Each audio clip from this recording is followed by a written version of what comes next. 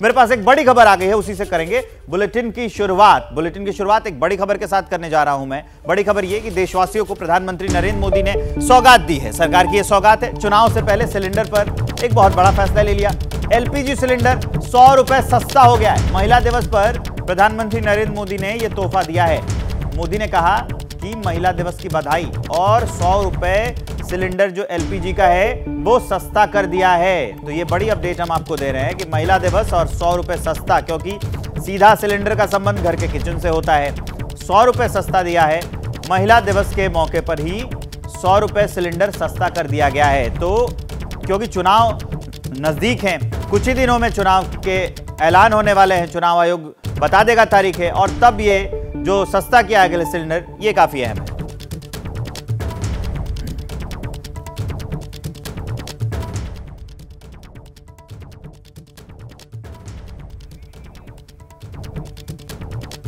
तो ये हम आपको बड़ी अपडेट बता रहे हैं कि 24 के चुनाव से पहले प्रधानमंत्री नरेंद्र मोदी ने महिलाओं को बड़ा तोहफा दिया है। महिला दिवस के अवसर पर 100 रुपए सिलेंडर सस्ता किया गया है। तो हम इसी पर ये चर्चा कर रहे हैं और चर्चा करने वाले हैं कि क्या ये जो लगातार तोहफे दिए जा रहे हैं, सिलेंडर सस्ता कर देना, डीए को बढ़ा देना, तो ये 24 के चुनाव में कितना फायदा देने वाला है। जरा प्रधानमंत्री का बयान सुनवाते हैं।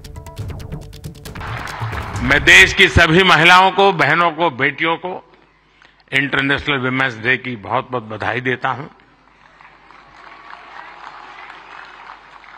और आज ही मैं अभी, आप तो यहां बैठे हैं, मैं गैस सिलेंडर का 100 रुपया कम करके आया हूं।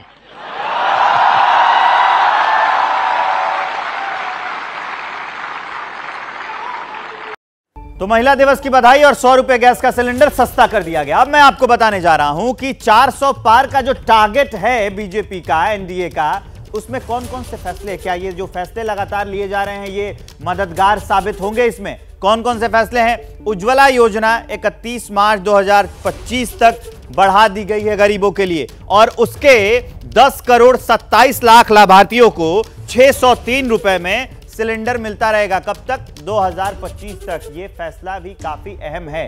अगला फैसला क्या है? एलपीजी सिलेंडर में 100 रुपए की छूट अभी दी गई है। आज आपको जो मैं आपको बयान सुना रहा था प्रधानमंत्री नरेंद्र मोदी का, इससे क्या होगा कि 47 करोड़ महिला वोटरों को इससे सीधा फायदा होगा। ये सीधा 47 करोड़ महिला वोटरों को ये फैसला प्रभावित कर सकता है। केंद्रीय कर्मचारियों का जो महंगाई भत्ता था, जो खबर आई थी 4%, उसको बढ़ा दिया गया है महंगाई भत्ते को। इससे कितने लोग प्रभावित होंगे? 49,18,000 केंद्रीय कर्मचारियों को इससे सीधा प्रभाव पड़ेगा और 67,95,000 पेंशन भोगियों को इससे फायदा होगा। ये जो नए फैसले लिए गए, इसके साथ साथ जो जूट के किसान हैं उनके लिए भी किया गया है। कच्चे जूट की एमएसपी जो है वो 285 रुपए प्रति क्विंटल की बढ़ोतरी की गई है। ये कितने लोगों पर प्रभाव डालने वाला है? 40 लाख जूट के किसानों को इससे डायरेक्ट फायदा पहुंचने वाला है। तो ये कुछ बड़े फैसले हैं जिससे उम्मीद की जा रही है कि 24 के चुनाव में इससे फायदा होगा। अब सीधा अपने रिपोर्टर्स के पास लिए चलते हैं। हम आपको अभिषेक उपाध्याय के पास सबसे पहले लिए चलते हैं। अभिषेक, ये फैसले काफी अहम हैं और इससे तो सीधा है कि 24 के चुनाव पर असर डालने के लिए क्या ये सरकार सिलेंडर सस्ते कर रही है, जूट के किसानों को एमएसपी दे रही है और डीए बढ़ा रही है?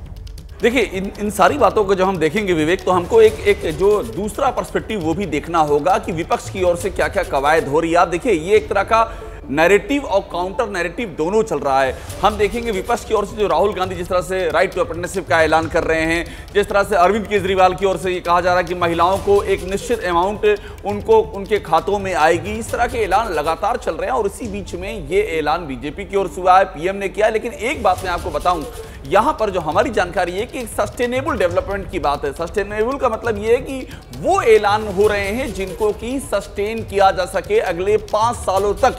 क्योंकि पीएम का ये एग्जैक्टली ये उन्होंने आज कहा भी, जो इन्फ्लुएंसर के साथ बैठक हुई है, कि अगले साल भी ये अवार्ड मैं दूंगा। बीजेपी को भी क्लियर है कि वो लौट करके आ रही है, पीएम को पूरी उम्मीद है। और ये बात वो लगातार कह रहे हैं कि तैयारी आज की नहीं, तैयारी आने वाले 10 सालों का पूरा विजन ब्लूप्रिंट रेडी है। तो ये एक सस्टेनेबल डेवलपमेंट है जिसको कि सस्टेन किया जा सके। सरकार में आना है, उसके बाद सरकार चलानी, तो जितनी भी सौगातें हैं वो फायदा भी दे। एक तो ये है उनका एक टारगेट ऑडियंस है वो है, और तीसरा ये कि इनको ग्रोथ रेट के साथ में जो जीडीपी की जिस तरह से जो चीजें आगे बढ़ रही हैं वर्ल्ड इकोनॉमी को देखते हुए वो सस्टेनेबिलिटी बनी रहे, ये भी एक बड़ा मसला है। लेकिन सवाल ये जो सस्टेनेबल डेवलपमेंट की बात हो रही है उसके समय पर हो रहा है। एक बड़ी अपडेट आ गई, वो भी जरा बता देते हैं। सिलेंडर के दाम घटाने पर सियासत शुरू हो गई है। कांग्रेस ने मोदी के फैसले को चुनावी बताया है। जयराम रमेश बोले हैं कि चुनाव आया है तो कीमत कम हुई है, आज 100 रुपए कम क्यों करने पड़े हैं सिलेंडर्स। जयराम रमेश का यह बयान है। बीजेपी सत्ता में आई तो 1000 पार दाम हो जाएंगे, ये हम आपको बता रहे हैं कि जो 100 रुपए सिलेंडर के दाम घटाए गए हैं उस पर जयराम रमेश ने, कांग्रेस ने पलटवार किया है। सुनिए जरा।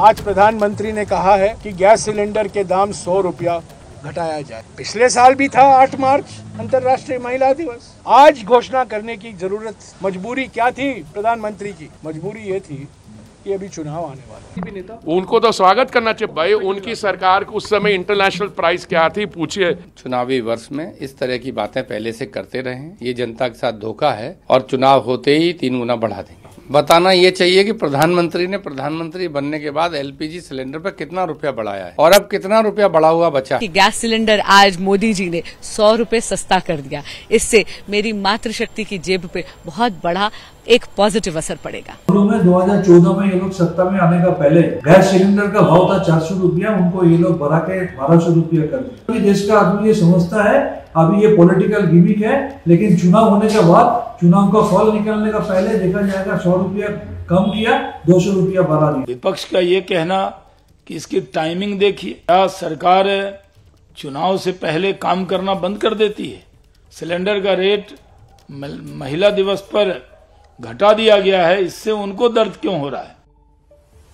तो सिलेंडर के दाम 100 रुपए कम कर दिए गए हैं। अब विपक्ष कह रहा है कि 100 रुपए कम क्यों किए गए, क्योंकि चुनाव नजदीक आने वाला है। तो सिलेंडर और सियासत पर अब हम आपको बताने जा रहे हैं कि सत्ता पक्ष क्या कहता है और विपक्ष उस पर क्या कहता है। ये दोनों बातें हम आपको बताएंगे। विपक्ष ये कहता है कि हम जो मुद्दा है वो महंगाई को हमेशा बनाते हैं। सत्ता पक्ष इसमें क्या कहता है कि सिलेंडर के दाम घटाते हैं हम लोग, और उसके अलावा क्या दिए जाते हैं तर्क। विपक्ष ये कहता है कि घटते दाम को चुनावी जुमला, ये जो लगातार विपक्ष है वो बताता है। अब इसके एवज में इसका काउंटर वो जो सत्ता पक्ष है वो क्या देता है कि विपक्ष से कम ना करने की वजह बताइए जरा, कि हम दाम क्यों ना कम कर दे। अगर हम फायदा पहुंचा सकते हैं सीधा लोगों को, लाभार्थियों को, तो हम करेंगे। अब विपक्ष का ये होता है कि चुनाव नजदीक हैं तो सस्ते का वादा सरकार कर रही है। अब इस पर सत्ता पक्ष का काउंटर ये होता है कि कीमत घटाकर महिला वोटरों को टारगेट ये लोग कर देते हैं। ये एक रणनीति के तहत भी होता है कि जैसे वोट आएंगे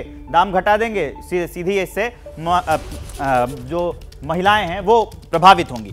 चुनाव में हार जीत पर जो वादे हैं ये भूल जाते हैं, ये विपक्ष कहता है। और चुनाव के बाद कीमतें फिर से बढ़ने लगती हैं। ये भी होता है सरकार में कि जब चुनाव बीत जाते हैं तो उसके बाद कीमतें फिर से बढ़ने लगती हैं। अब नीरज पांडे हमारे साथ जुड़े हुए हैं और उनके पास ले चलते हैं। नीरज, ये सवाल सिर्फ आज का नहीं है, ये सवाल पहले भी है और ये सवाल आने वाले दिनों में भी रहेगा कि चुनाव नजदीक आते हैं तो कीमतें गिरती हैं और चुनाव जैसे बीत जाते हैं फिर कीमतें बढ़ने लगती हैं।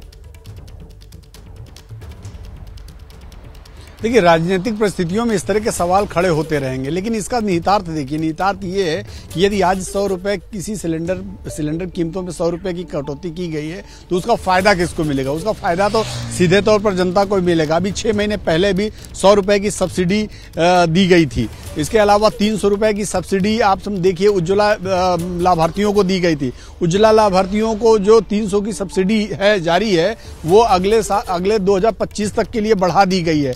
सिलेंडरों 2 सिलेंडर जो अब तक 10 सिलेंडर मिलते थे उज्ज्वला लाभार्थियों को, अब उसकी संख्या 12 कर दी गई है। तो देखिए, चुनाव निश्चित रूप में नजदीक है और नरेंद्र मोदी को इस बात का भी एहसास है कि उनकी सरकार भी वापस आ रही है। तो ऐसे समय पर जब उनकी सरकार वापस आ रही है और उनको ऐसा लगता है कि उनकी सरकार रिपीट हो रही है और 100 रुपए की कटौती की गई, तो इसका सीधा लाभ जनता को मिलेगा और जो उज्ज्वला लाभार्थी उनको मिलेगा। तो राजनीति अपनी जगह है, लेकिन अगर इसके निहितार्थ देखें, इसके आउटकम देखें, तो उस आउटकम में एक चीज तो जरूर है, सरकार चाहे आज फैसला ले या 6 महीने पहले ले या 6 महीने बाद ले, लेकिन उसका फायदा सीधे तौर पर जनता को मिल रहा है। तो जनता को के फायदे का कोई भी अगर विषय आता है तो उस पर राजनीति विपक्ष इसलिए भी करेगा क्योंकि रियली इसमें कोई शक नहीं कि चुनाव नजदीक है और उसमें सीधा फायदा नरेंद्र मोदी सरकार को मिलेगा। तो उस फायदे से सरकार कैसे वंचित रह जाए और उस फायदे में अपना कहां फायदा हो सकता है, इन सब विषयों पर राजनीति हो रही है। लेकिन जी विकेश, लोकतंत्र में सत्ता पक्ष और विपक्ष के बीच में वो हमेशा गतिरोध रहता है और सवाल पूछे जाने चाहिए। 400 पार के टारगेट पर बीजेपी बढ़ रही है। अब बड़ी खबर यह है कि ओडिशा के बाद आंध्र प्रदेश पर बीजेपी की नजर है। जल्द ही टीडीपी बीजेपी में अलायंस संभव है।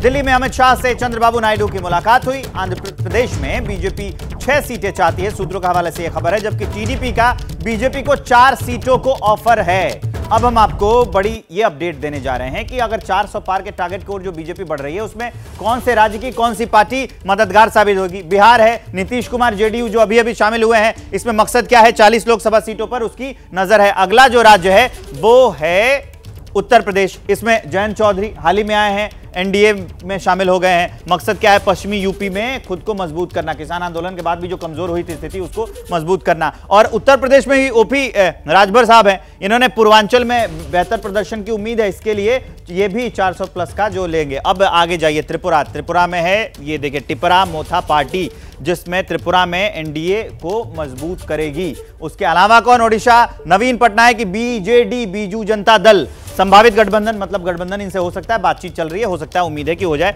इसमें एनडीए के सरकार का विस्तार होगा। और ये आंध्र प्रदेश से जो ताजा तरीन खबर चल गई है, टीडीपी तेलुगु देशम पार्टी चंद्रबाबू नायडू संभावित गठबंधन, इनसे भी है, मुलाकात हो गई है। उम्मीद यह है कि गठबंधन हो जाएगा और तब फिर विस्तार होगा। तो ये वो क्षेत्रीय दल हैं, बड़े नेता हैं जो 24 के चुनावों में बीजेपी के 400 प्लस के टारगेट को पूरा करने में मदद कर सकते हैं।